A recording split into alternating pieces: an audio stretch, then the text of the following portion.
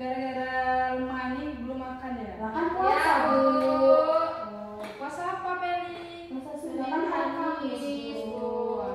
Ya. Jadi sebelum kita mulai pelajaran kita absen dulu ya.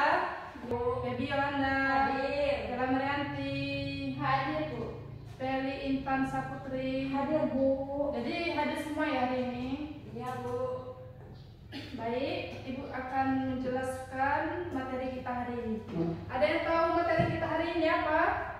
Peli apa? Kalau hari ini, Bu, hadis maudhu sama ilmu asbabul wurud al hadis, Bu. Iya benar. Iya.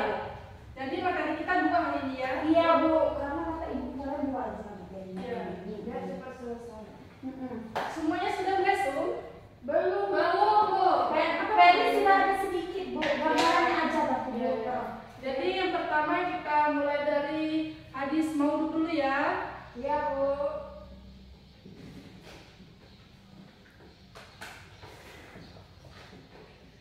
Ada yang tahu hadis maudhu? Jadi, Bu, Ya, hadis maudhu itu, Bu, setahu Peli hadis palsu yang perkataan dusta yang diucapkan seseorang, Bu. Dan Iya, seseorang palsu. itu menisbahkan Rasulullah. mengatasnamakan. Atau sama Ya. aja, Bu. Jadi hadis maudhu itu menurut bahasa adalah memalsukan.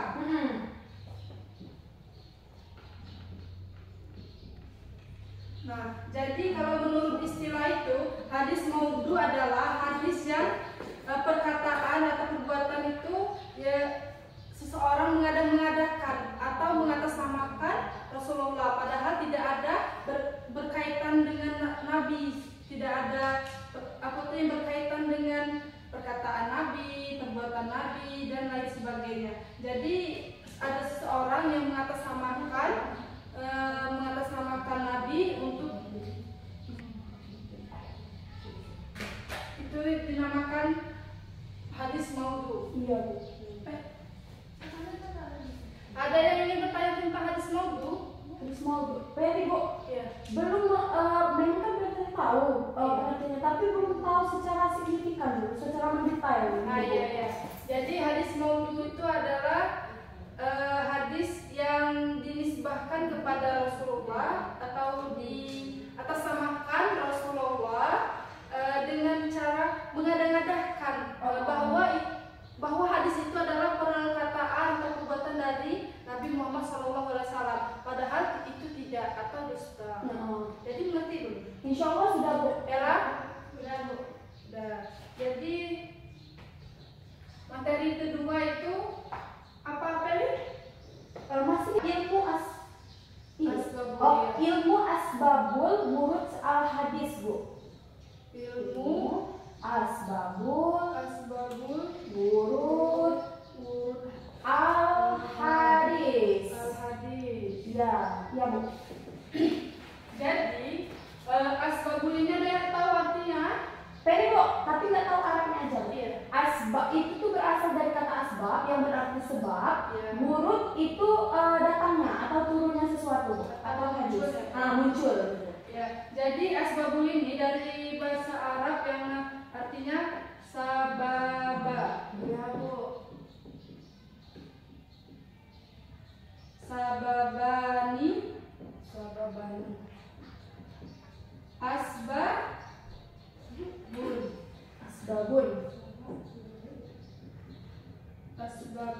Yang artinya Sebab.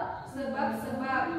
Nah, kalau urut berasal dari bahasa Arab yang yaitu waroda.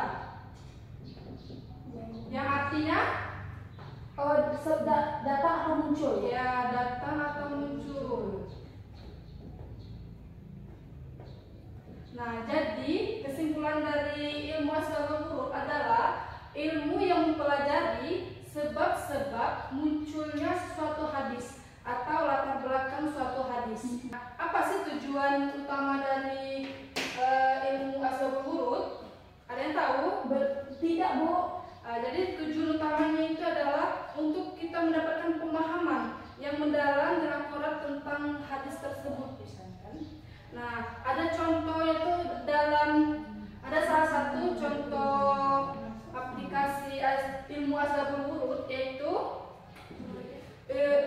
dalam hadis penerkatan Rasulullah SAW pernah bersabda, yaitu dulu aku melarang kamu untuk berziarah kubur, namun sekarang berziarahlah. Dalam hadis riwayat Muslim. Nah, jadi asbabul wurudnya itu, jadi asbabul wurudnya, mungkin ada pertanyaan dari mahasiswa? Tidak, Bu. Tak izin bertanya, Bu. Saya belum terlalu mengerti yang contoh aplikasi yang Nabi menyuruh kita, dulu dia tidak menyuruh kita untuk berziarah, dan sekarang dia memberikan kita izin untuk berziarah, seperti itu. Ya, mungkin diperhatikan Ibu menjelaskan. Ya, Bu. Jadi kan contoh aplikasi ilmu asbabul wurud.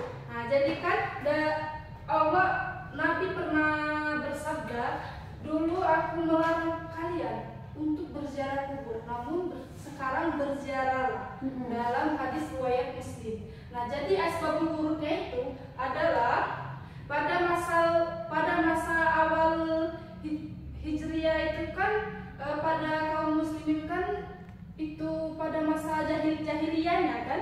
Nah, jadi Nabi itu takut akan kaumnya itu berbuat syirik seperti menyembah kuburan dan lain sebagainya. Namun seiring waktu dengan kekuatan akidah, dengan ajaran-ajaran agama Islam, bahwa Nabi memerintahkan atau memperbolehkan kita untuk berziarah kubur. Nah, kenapa? Karena akan mengingat kita akan kematian atau mengingat kita akan akhirat, kan? Nah, jadi asbabul wurudnya itu. Jadi Allah mencabut larangan untuk berziarah kubur itu, maka Nabi memperbolehkan untuk berziarah kubur agar mengingat kematian dan akhirat. Nah, jadi ada yang ingin bertanya? Tidak, Bu. Sudah mengerti? Iya, Bu.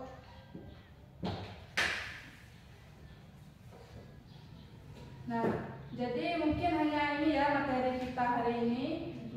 Minggu depan kita lanjutkan 2 materi lagi tentang hadis dhaif dan 6 sejarah tokoh sejarah. Nah, jangan lupa meresum ya minggu depan. Iya, Bu.